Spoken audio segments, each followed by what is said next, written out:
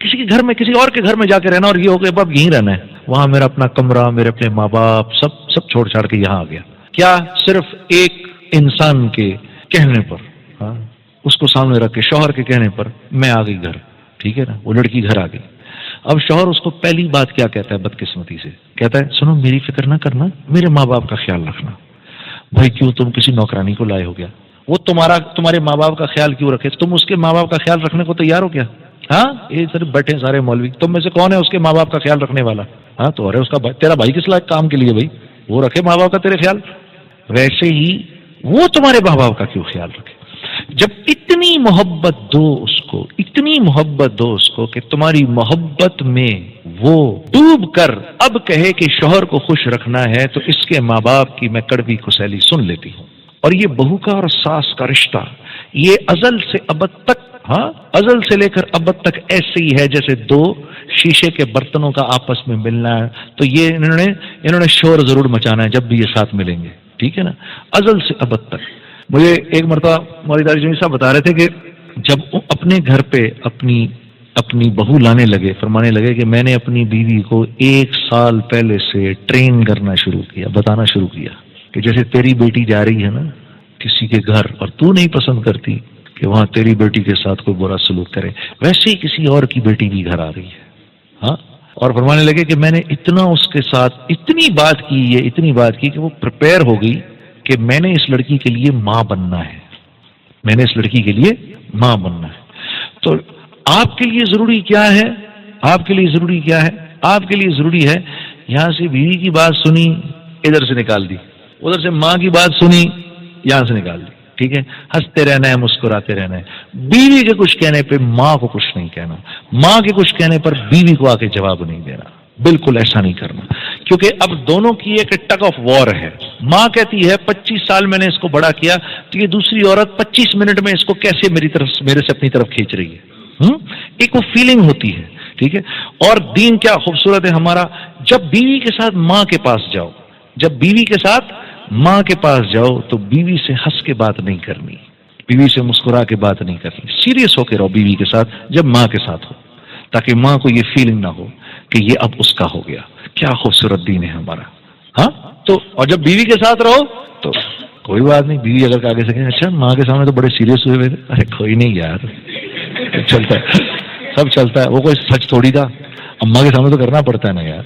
ہاں ہاں اور یہ طریقے ہیں جوڑ کے، اور کوئی نہیں جوڑ کا طریقہ. اور یہ یاد رکھو بیوی سے کوئی بات نہیں چھپتی. ہاں ایک اللہ کے ولی کو 3 لوگ ولی نہیں مانتے، ایک اس کے قریبی دوست، ایک اس کے خدام، اور ایک اس کی بیوی. ہاں نہیں مانتے. وہ مشہور واقعہ نہیں سنا آپ نے، وہ ایک بڑے بزرگ تھے، ہاں سنا ہے وہ سب نے، بہت بڑے، میں بہنوں کو بھی سنا دوں. ہاں جی ایک بہت بڑے بزرگ تھے، ان کی بیوی ان کو بالکل مانتی نہیں تھی کچھ. تو ایک دن وہ ہوا میں اڑ رہے تھے، تو لوگوں نے کہا اوئے کتنا بڑا بزرگ ہوا میں اڑ رہا ہے. تو یہ بھی باہر آ کے دیکھنے لگی. اس نے دیکھا کہ یار آج میرا شوہر آ جائے، میں اس کو بتاتی ہوں تنے بڑے آپ بنتے پھرتے ہیں، میں نے آج ایک بزرگ کو ہوا میں اڑتے دیکھا ہے. تو وہ بزرگ شام کو جو واپس آئے تو بیوی نے کہا کہ آپ کیا اتنے بزرگ بنتے ہیں، آج میں نے ایک بزرگ کو ہوا میں اڑتے دیکھا. انہوں نے کہا ارے بیگم وہ میں ہی تو تھا، آپ تھے؟ اچھا میں بھی تو کنی کھا کر کیوں اڑ رہے ہیں؟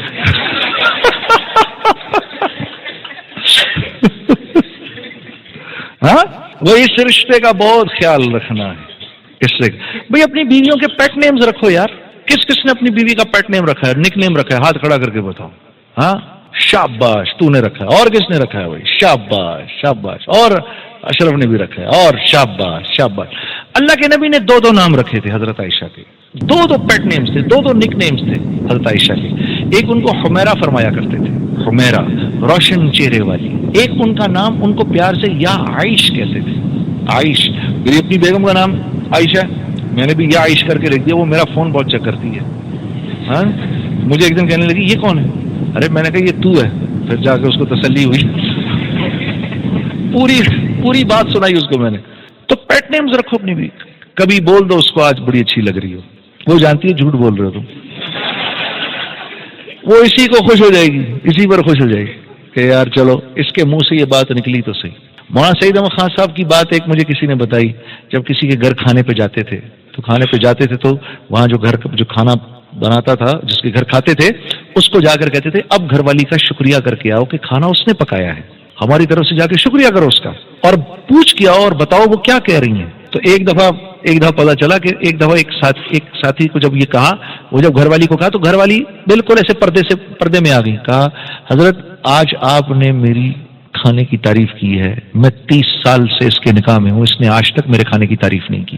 کیسا ظلم ہے یار, یہ کیا تبلیغی ہے, 0/0. تو گھر والوں کے ساتھ, گھر والی خندہ پیشانی کے ساتھ برداشت کر لو. ایک آدمی آیا حضرت عمر رضی اللہ تعالیٰ عنہ کے پاس ملنے کے لیے, تو کہا جی کہاں ہیں امیر المومنین؟ کہا جی گھر گئے تھوڑی دیر کے لیے. وہ گھر کے قریب گیا تو دیکھا وہ اندر سے ڈانٹے پڑ رہی ہیں امیر المومنین کو حضرت ام کلثوم سے.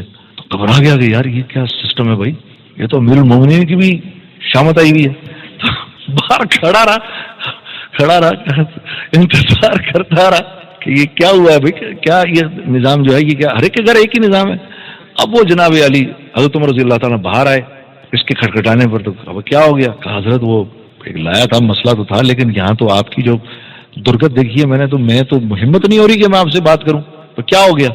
آپ کو بھی بیوی سے جھاڑ پڑ رہی, تو آپ مسکرا دیے. ارے کہا یار کہ جھاڑ کھا لی بیوی سے تو کیا ہو گیا یار, دیکھو میرے گھر کا خیال رکھتی ہے, اس کی وجہ سے اللہ نے مجھے اولاد دی, ہاں میرے کپڑے دھوتی ہے, میرے لیے کھانا پکاتی ہے, سارے گھر کو صاف رکھتی ہے, جب میں گھر واپس آتا ہوں تو مسکرا کے مجھ سے ملتی ہے. یار اس پر میں نے اگر اس کی تھوڑی سی بات سن لی تو کیا ہو گیا؟